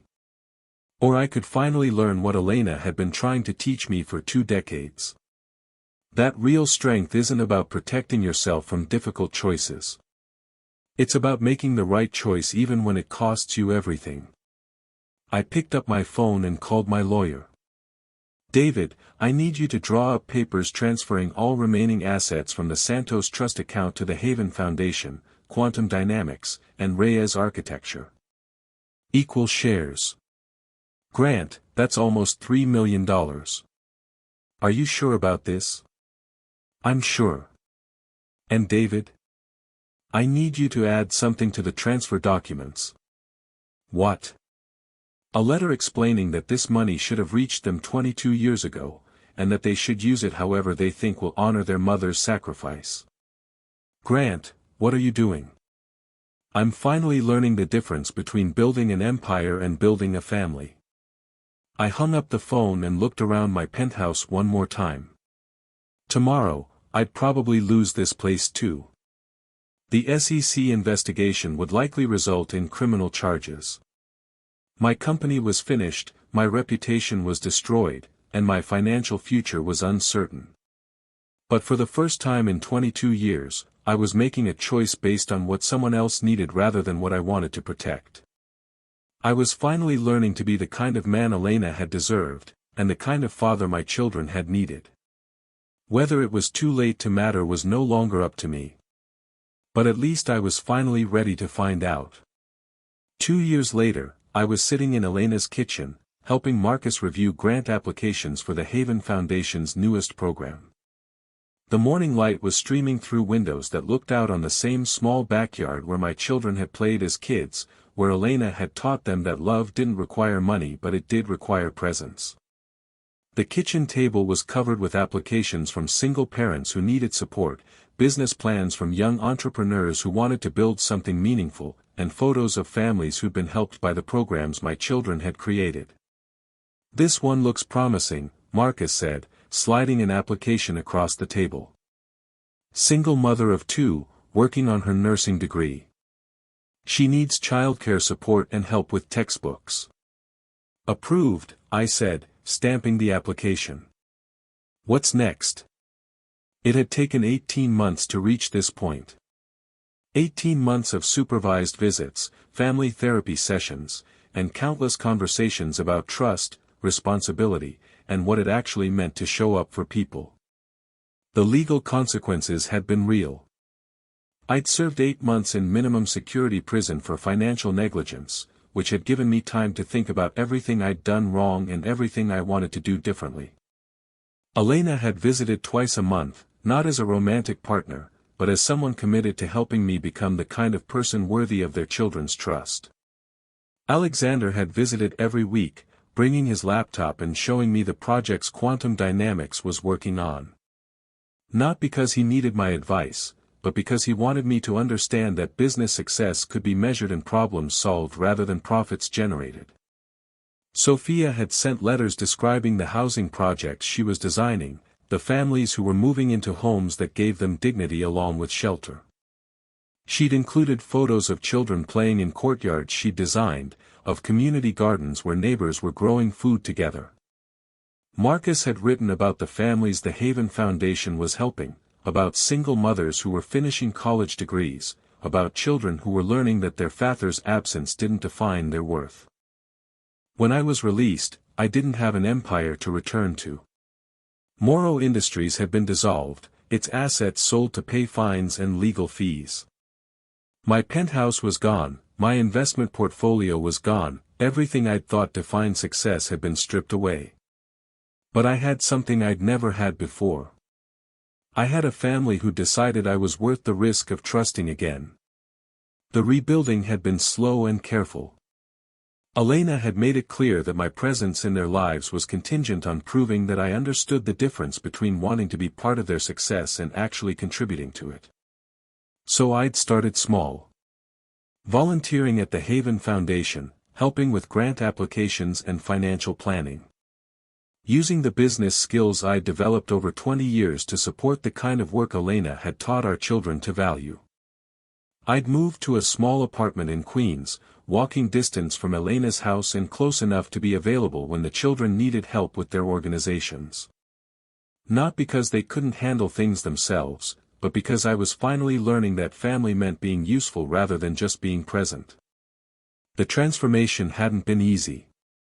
Learning to measure success in lives changed rather than dollars accumulated required rewiring everything I'd thought I knew about achievement. Learning to accept love based on who I was rather than what I could provide required understanding that my children's affection wasn't a business transaction. Most importantly, learning to trust that Elena could love someone who'd once abandoned her required accepting that people could change in ways that made them worthy of forgiveness they'd never earned. "Dad, there's something we want to show you," Sophia said, walking into the kitchen with a folder. Alexander was behind her, both of them wearing the kind of expressions that suggested they'd been planning something. "What is it?" Sophia opened the folder and pulled out architectural plans. "Remember the land next to the Elena Santos Community Center? The lot that's been vacant for 2 years? Yes. We bought it. All 3 of us, together. And we want to build something there." Alexander leaned over the table, pointing to the plans. "It's going to be a community business center. Space for people to start small companies, training programs for technical skills, mentorship opportunities for young entrepreneurs. But here's the thing," Marcus added. "We want you to run it." I stared at the plans, trying to understand what they were telling me. "You want me to run a business center? We want you to use everything you learned about business to help other people build something meaningful," Sophia said. "Mom always said that your business skills weren't the problem. The problem was what you chose to use those skills for. This would be using them to help families like ours, Alexander continued. Single parents who need flexible work opportunities. Young people who have good ideas but no capital. Immigrants who want to start businesses but don't understand the system. Marcus smiled. Basically, we want you to teach other people how to build empires that actually matter. I looked around Elena's kitchen, at the three extraordinary people who'd grown up without me and somehow turned my absence into motivation to become everything I pretended to be. What does your mother think about this idea? Why don't you ask her yourself? Elena said, walking into the kitchen with coffee and the kind of smile I'd been working 2 years to earn. Over the past 18 months, Elena and I had rebuilt something that wasn't quite what we'd had 22 years ago, but was deeper and more honest than anything I'd ever experienced. We weren't romantic partners, but we were partners in the work of building something meaningful together. She'd taught me that love wasn't about grand gestures or dramatic declarations. It was about showing up consistently, making choices based on other people's needs, and proving through daily actions that you understood what family actually cost. Elena, what do you think about this community business center idea? She sat down at the table and looked at the plans Sophia had drawn, the financial projections Alexander had prepared, the community need assessment Marcus had completed. I think it's perfect. I think it uses everything you learned about business during the years you spent building the wrong kind of empire to help other people build the right kind. And you think I'm ready for that kind of responsibility? Elena reached across the table and touched my hand. Not romantically, but with the kind of affection that comes from watching someone work to become worthy of trust. Grant, 2 years ago you were a man who measured success by what you could take from the world. Today you're someone who measures success by what you can give back to it. That's not just ready for responsibility. That's what responsibility actually looks like. Alexander pulled out his laptop and showed me a website they'd already created. We've been working on this for 6 months. The Grant Morrow Community Business Center. Named after someone who learned that real success isn't about building something for yourself. It's about building something that lasts beyond yourself. The website showed photos of the vacant lot, architectural renderings of what the center would look like, and testimonials from families who'd been helped by the Haven Foundation, Quantum Dynamics, and Reyes Architecture. But what made my chest tight was the mission statement at the top of the page. The Grant Morrow Community Business Center exists to help people build businesses that solve problems, create jobs, and strengthen communities. We believe that entrepreneurship is most powerful when it's used to lift others up rather than accumulate personal wealth. You named it after me. We named it after the man you became, Sophia said. The man who chose consequences over excuses. The man who chose our success over his own financial security. The man who finally learned what Mom tried to teach us our entire lives.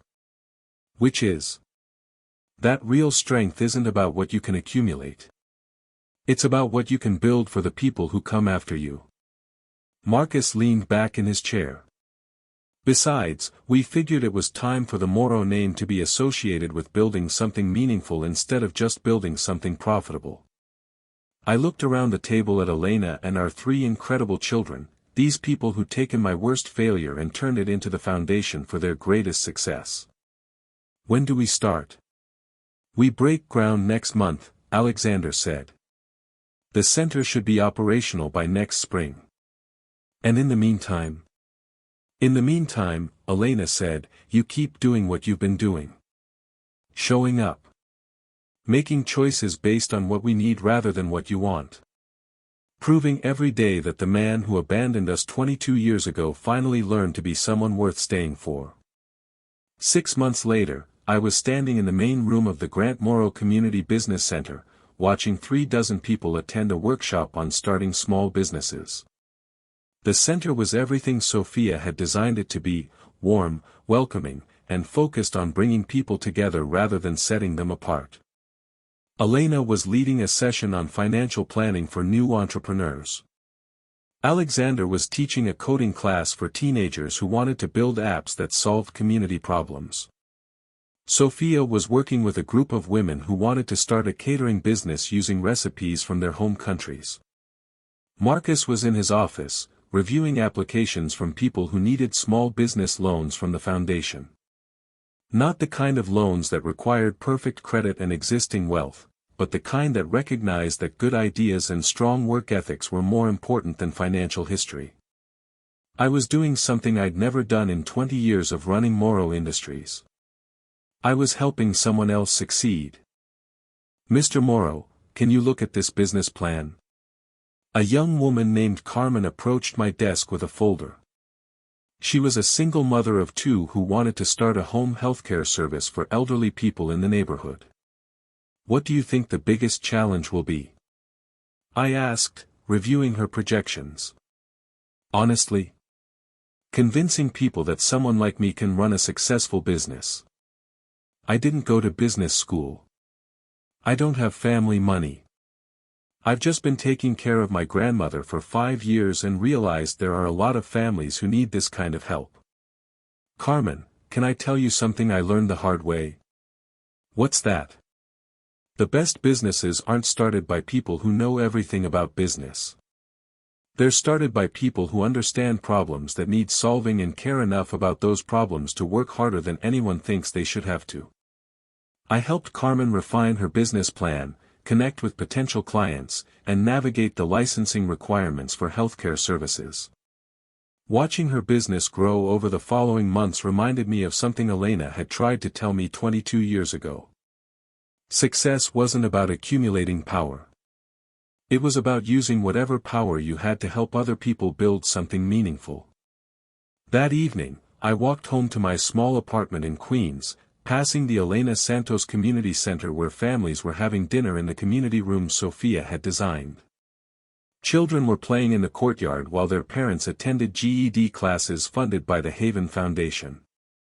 3 blocks away, I could see the lights in Elena's kitchen where we'd have dinner together twice a week, not as romantic partners, but as two people who'd learned that family wasn't about perfection. It was about choosing to show up for each other even when it was difficult. My apartment was small, furnished with second-hand furniture and decorated with photos of my children's achievements. No expensive art, no city views, no evidence of wealth or power. But it was home in a way my penthouse had never been. Because it was part of a community, connected to people who mattered, grounded in work that had meaning beyond profit margins.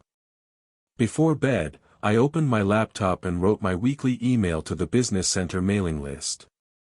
Every week, I shared lessons about entrepreneurship, but more importantly, I shared lessons about building businesses that strengthened communities rather than just generating wealth.